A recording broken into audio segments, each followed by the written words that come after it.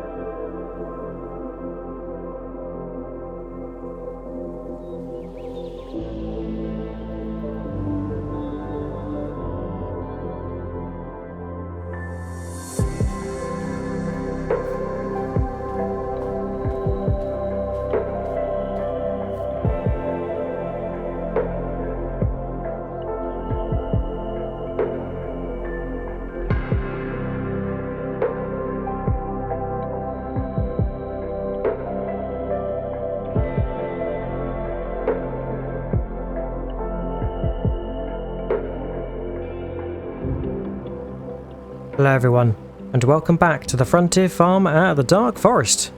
It's now October, and we are well and truly into autumn now, and one of our West Creek farmers has popped over with the Volvo this morning to borrow, or actually have, the Matrot mulcher, which is our smaller mulcher, and they are going to use it to mulch up the north field, which had sorghum in, which we helped harvest last time. So yes, we are going to leave them to get on with that, because we have a lot of activity to crack on with at the homestead. First and foremost, farm side field. The sunflowers are all ready to harvest. They've gone their rather mature browned colour, so the seeds are ready to extract.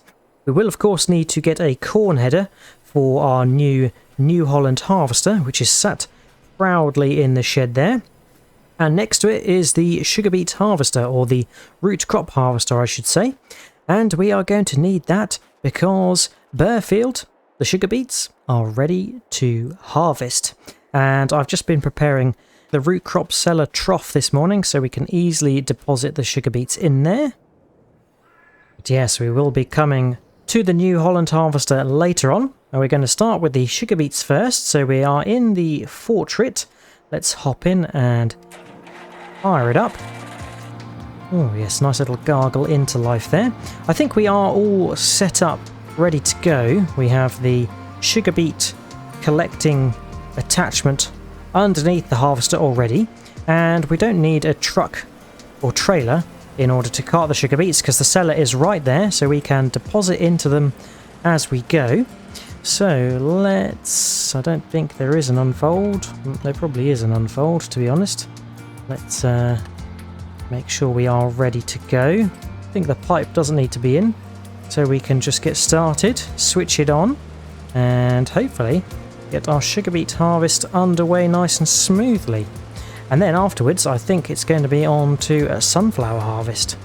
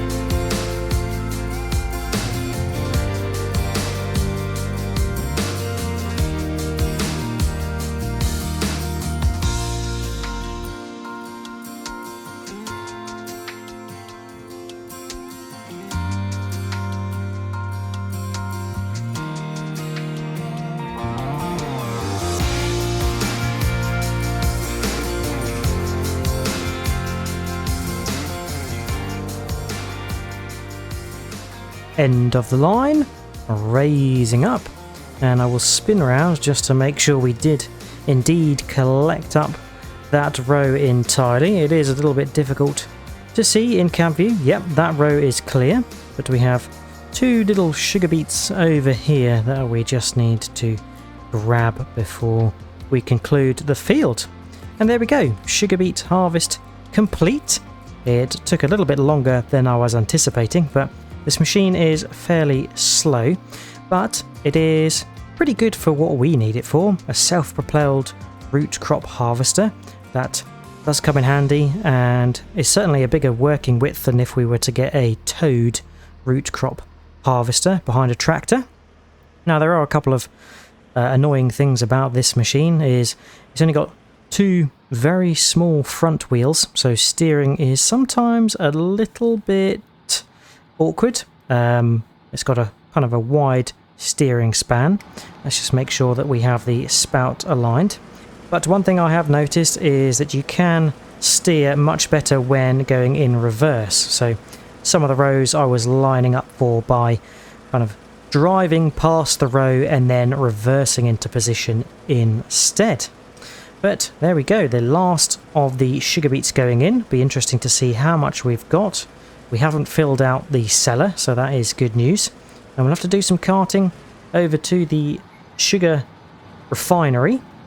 And oh, there we go, I can see straight away 65,606 litres, so that is good. Right, I think we can close up the root crop cellar for now. Put the ramp back, there it is, and we should be able to shut this hatch over. Fantastic. Good news. Right, we'll park up the root crop harvester, and one thing I did notice is that our stone end field seems to have some weeds in it. The weeds did look a little bit bigger than kind of the first growth stage of weeds, so I'm slightly worried that we've missed spraying that, and if we go in and herbicide, we are going to damage the crop and make some tram lines, but we do need to deal with those weeds, so that's a bit of an unexpected job that I'm going to have to try and fit in today. There we go, we can shut down, and oh, I seem to be stuck on the wheel loader wheel. There we go, freed myself. Fantastic. So sugar beets harvested, and that clears out Berr field. Now you might recall we did talk about potentially turning this field into a yard, but I did have some suggestions, and one of them was to kind of part use the field for a yard and then part use the other side of the field to extend into Stone End Field, which was another one of our ideas. So I think I'm going to do that. I think this area up by the rock, this square section here, is going to be a bit of a yard space. We'll put a silage bunker and somewhere to store our silage once it is fermented. So we'll get busy constructing that shortly. But before we do, I just want to check in on this crop here. And it is, of course, canola, because we drilled that in one of the latter stages that we could in the planting calendar. My oh my, the weeds are rife in this field. So I think we are going to have to come and spray this, that is for sure. I will try and get that done sooner rather than later. But whilst it is fresh in our minds, I am going to get busy constructing a bit of a silage bunker and silage storage unit in Berr Field. And there we go. We have done a bit of a revamp, and a section of Berr Field has been cut off, and you'll see because the pathway has extended here and we've got some trees in the way. I think Thomas has agreed that he will come and sort these trees for us, chop them down and place them into the log storage yard near the sawmill, the homestead sawmill that is. And yes, here we go. We have a silage bunker, a concreted one with a metal bar around the top, and it's an enclosed bunker, so we are able to sort of reverse into it and push silage or chaff or grass, whatever it is we are going to ferment into here, and that will turn it into silage. We won't be putting silage in here itself. But to the right we have a silage storage pile, and once the silage has fermented, we will take it out of the bunker and place it in here to store. And then this is where we can come and fill up our mixing wagon to make TMR for the cows. Fantastic. And this kind of backs onto where the cellar is. So this turning circle, or this patch of grass here, has shrunk a little bit, but that's not a huge problem. And I think we'll have to cut down a couple of these trees to make space. But there we go. And yes, the plan for the future, once we have harvested the canola out of Stone End Field, we will cut down these trees and plough up this central track to merge these two fields, because otherwise Berr Field is very small on its own, and perhaps we will turn Stone End Field into Berr Field. We'll just name it Berr Field in honour of Tim, as always. Right, that is that. So I think we need to turn attention to our sunflowers in Farm Side Field, and for that we are going to need a new header. A corn header for the New Holland harvester. So I think I'm going to journey over to the distribution centre in the pickup truck. That will be the fastest vehicle to get us there and back. So we can purchase that, bring it back, get all the harvesting equipment ready, and then get that sunflower harvest underway. Right, we're in the pickup, so let's spin round. Luckily, I think the animals are doing pretty well since when we last fed them, so they may need a bit of a round next time to get them up to scratch, but for now they should be all fine and dandy. And we've made it over here. Let's purchase our header, corn header, and we will need a header trailer as well, and I think I'll have to ask them to put it on the trailer for us. So for corn headers, we have got the New Holland 974-996 8 row. It's 8,500 and 6 meters wide. And yes, it's got 8 rows as the title suggests. So we're going to buy that. And for another 3,000, we are going to buy another lizard header trailer 6 meter plus, which is what we have the grain header on as well. Right, spin round. I think they have got everything set up for us. Yes, they have. That is good news. Well, let's pop out and take a look. Oh, I don't think they've done the best job of putting the header on. It looks a little bit wonky if you ask me, but rest assured it should hopefully get back to the homestead safely. Let's hitch up and tow it back. Now, we will have to come back to the distribution centre later on today, and the reason for that is the corn at West Creek is ready to forage harvest. And Colin from West Creek did give me a bell earlier today, and we said we would go down to the distribution centre and help pick up a piece of equipment that is going to help do the forage harvesting of that corn. And one of the West Creek farmers is going to drive that piece of machinery. And then I think we said we would support with carting yet again. So it's nice that we can offer our help and services to West Creek Farm and all of the settlers that work there. They do a fairly good job keeping that small, but, you know, decent farm running. There are always jobs to do on the farm list, as you can well imagine. Right, we are back at the homestead, and we can just spin this header around to a decent starting position for Farm Side Field, thinking over this way, and keeps us clear if we just park up here. I will detach the trailer because we're probably going to want to park up the header and the header trailer with the harvester after we are done. So we can park the pickup here. There we go. And I'm thinking the IFA and the classic grain trailer that we have is going to do a good enough job for the sunflower carting, although it doesn't need to cart it very far at all. And I'm also thinking the IFA and this red cart is going to be very suitable for doing the corn carting, or chaff carting I should say, because when we do forage harvest the corn from West Creek, that is going to be turned into chaff. And of course West Creek have kindly donated anything that is produced out of that field to go to our cows at the homestead. So that is why we built the new silage bunker today, because we are going to be needing that later on. Right, I am thinking the best place to park is probably down this straight over here. So let's manoeuvre over this way. And as we come along after the headland and harvest, we can pull up into this truck and trailer. Right, fantastic. To the New Holland. It is nice to be using this again so soon.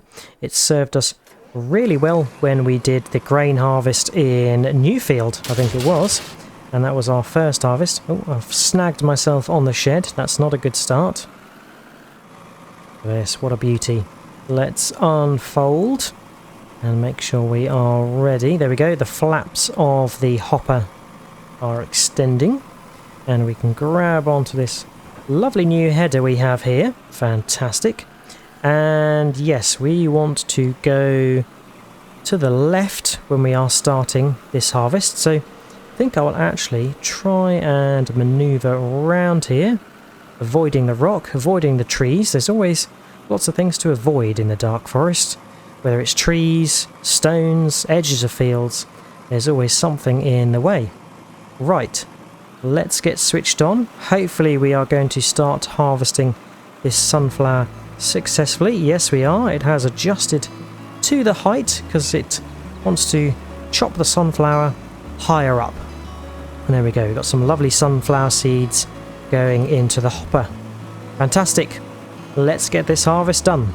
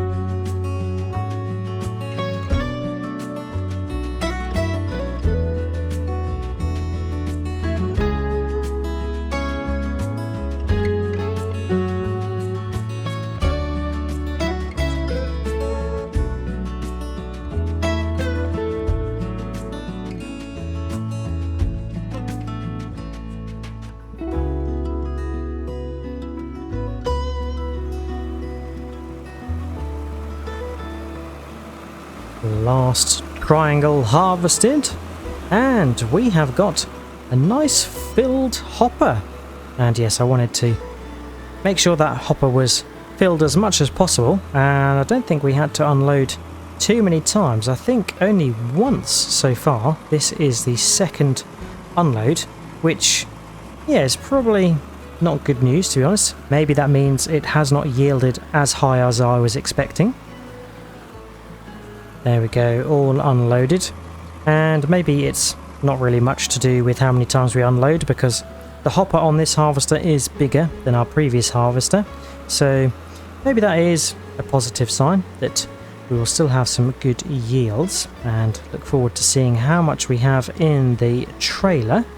But in terms of where our sunflower is going to go, I think predominantly it might be used in the windmill to turn into oil. That seems to be the best use for it, unless anyone has any other ideas. I am all ears as to what we can use our sunflower for. Right, let's fold up the harvester, get that completed. And then I think we will get the header parked up in the shed next to the grain header or thrasher. And yeah, I think what I'll do is I'll put both headers in one bay, and then the harvester can have a bay of its own because it is quite bulky. I say this, but I am not aware. One key thing I have forgotten, and it was one of the cons I mentioned about this harvester previously, is that it does not have a trailer hitch. So there you go, we will have to certainly use the pickup once again. Just going to try and gauge distances. Yeah, I think there's definitely enough room for both trailers with their headers to go in there. We can have the harvester in a bay of its own.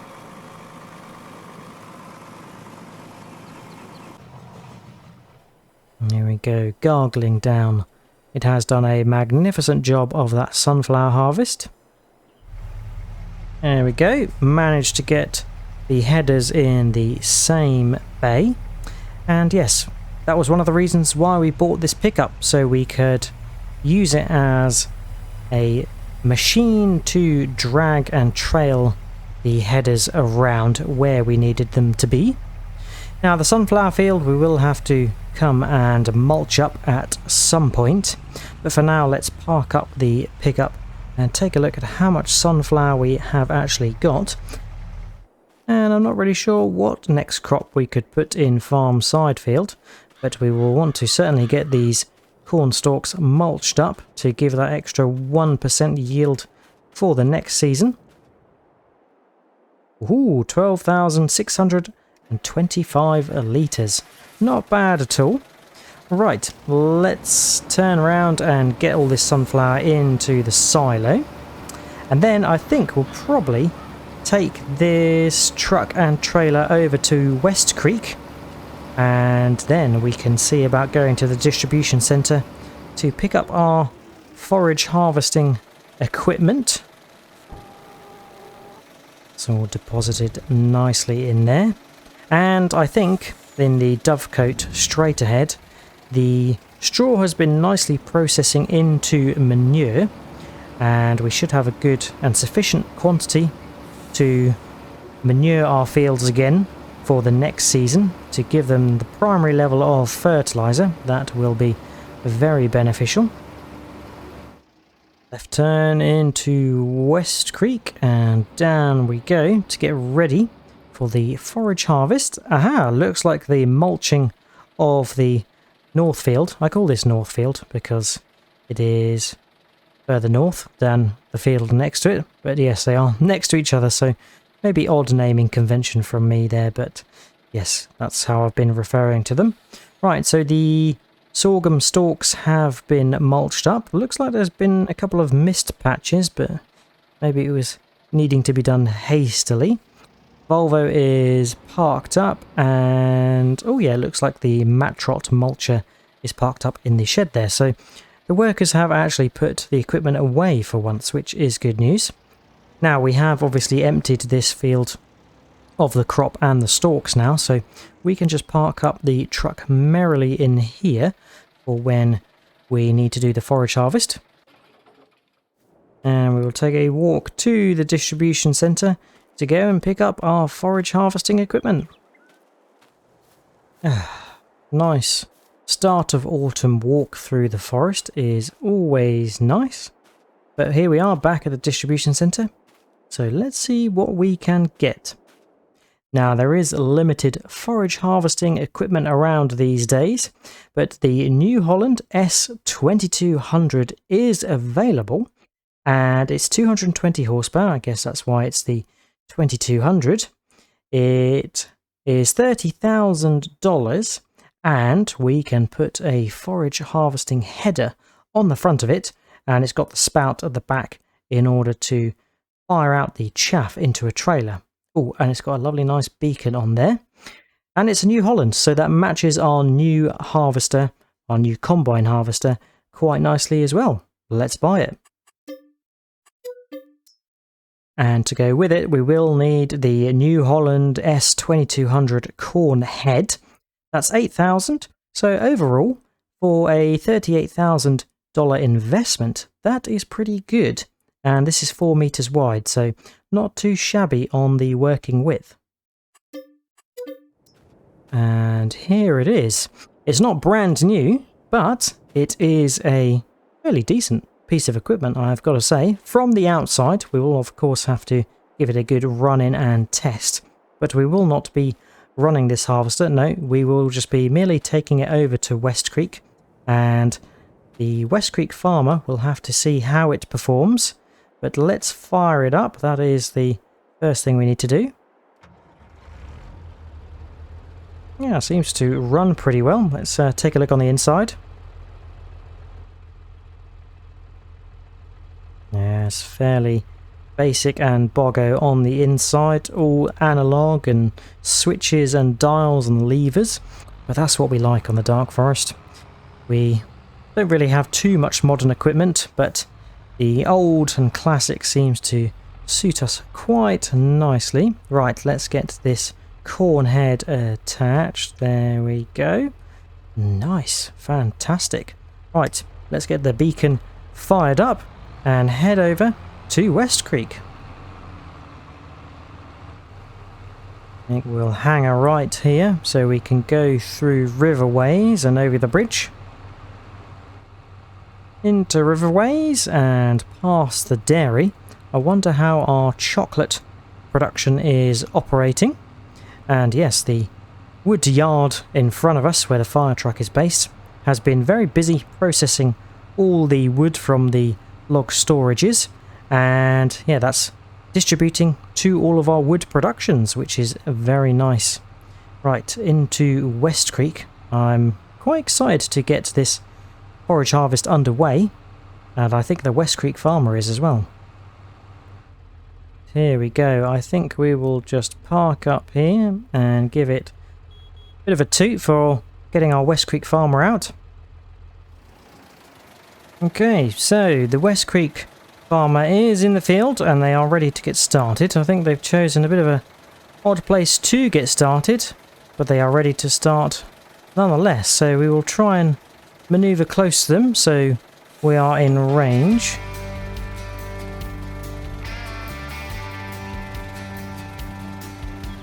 There we go, we are away.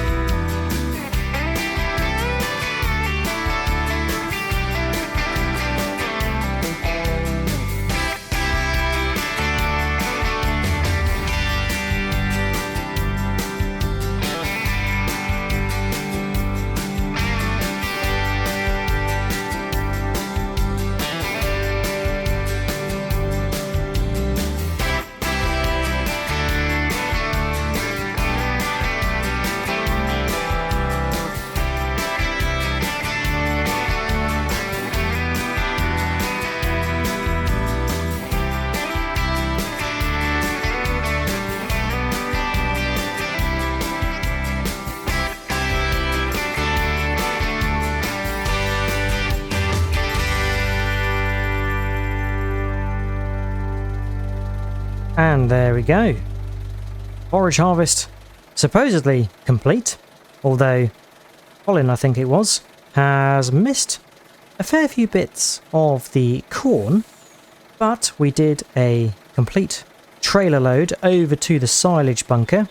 We've got 15% in here, and I think I'm going to jump in the forage harvester to have a little bit of a go, but I would like to completely fill up, or, well, not completely fill up, but I would like to put the rest of the foraged corn into this trailer if possible. So I think what I'm going to do is deposit this trailer here, and I'm not sure if I've got a trailer hitch.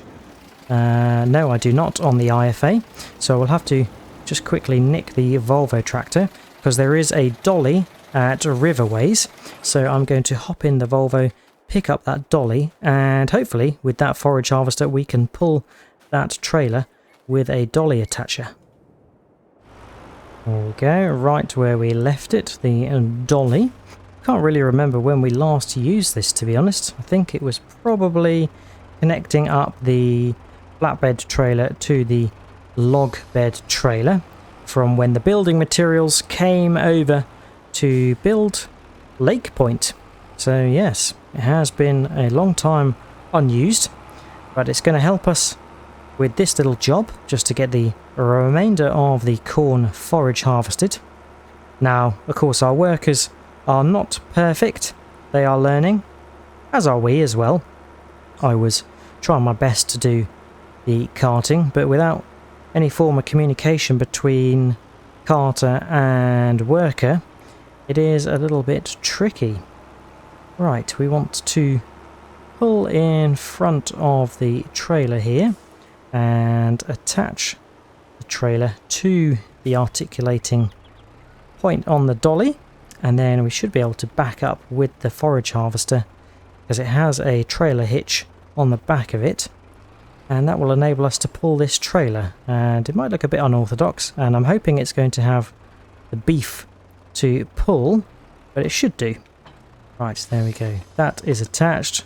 We can detach the Volvo from the dolly and then hop in the forage harvester, and hopefully all is going to be well. Go. This should work if we back up and hitch up. There we go. Fantastic. Then we want to unfold the pipe, switch to the front attachment, switch it on, lower it, and we should be able to quickly tidy up all the bits that Colin missed with any luck. There we go, first bit in. Fantastic, this is working. Now, of course, we could have done this job ourselves with this setup, but it is important that we leave the Westcreek'ians to look after and manage the farm themselves, because otherwise we would probably have too much work for ourselves alone. We have the whole homestead to look after, and if we had West Creek as well, it would probably be all too much. Right, we can raise up between the points where the corn has been left. So I'm going to whiz round here and get this all seen to.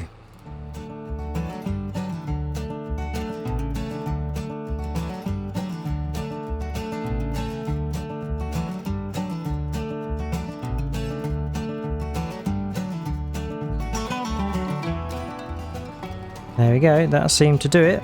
So we can switch off the forage harvester. Fantastic. And if we switch to the rear trailer, we should just be able to detach like that. And the dolly, I think we can probably park somewhere in the yard, as we are not going to be using it specifically. We can probably park it up next to where the Volvo normally goes. And yes, we will need to fold the pipe in. Now, I don't think the header folds at all. It is just one smallish header, so nothing to fold up there. But yeah, it's quite manoeuvrable, this forage harvester, so we can actually back up the dolly into here quite easily. There we go. Oh, whoops. Detach the header. Did not mean to do that. There we go, dolly detached. That is what we wanted. And I'm thinking the forage harvester can live in the shed next to the Neva Diva. Now, of course, we bought this forage harvester, so we will be able to make use of it if we were to do a foraging crop over at the homestead. That is the agreement. If there's any equipment we buy or we've donated, we of course can come along and utilise it. So the Volvo tractor we bought, this. To be honest, I think we're probably going to end up sharing a lot of equipment across farms. Now, I've not done myself any favours parking the IFA there, but luckily this is quite manoeuvrable, apart from the header I am now mashing against the post of the shed. There we go. That is what we want. So here is the new home for the forage harvester. Back in the IFA, and we can reverse up to the trailer. Oh, it's in the field, not on the track. There we go. And let's see how much we have got in our second load of chaff. I think it is going to be around 10,000 litres. Well, I hope. Maybe less. 8,000. If I could line up to it, then I would be able to tell you. Here we go. I think I've got the right line now. Fantastic. 7,500 litres. I was fairly close. Right, let's get this back to the homestead, into the silage bunker, and then we can see how much chaff we have in total. Back at the homestead, and we can head on over round to Berr yard, which is now the term for our little silage bunker and silage storage unit. We of course could put something in this space I'm driving over right now if we wanted to, but it's handy to have a little trackway cut through. Thomas hasn't got round to clearing these trees yet, but rest assured he is going to, because we can't have trees in front of our bunker. That is not going to work for the long run. And if we back up here and try and line up next to where we deposited the chaff on the first run, we should have a little bit of a heap to work with. And of course this bunker is absolutely huge. We are not going to fill it by any stretch, but I think we probably will have enough to do a decent volume of silage to compact it and cover it up and get it fermenting. Right, let's pull the truck out of here and then we can take a look at how much silage we have got. I say silage, I mean chaff. I always keep mixing the terminology. Right, how much have we got? It did tell me at one point.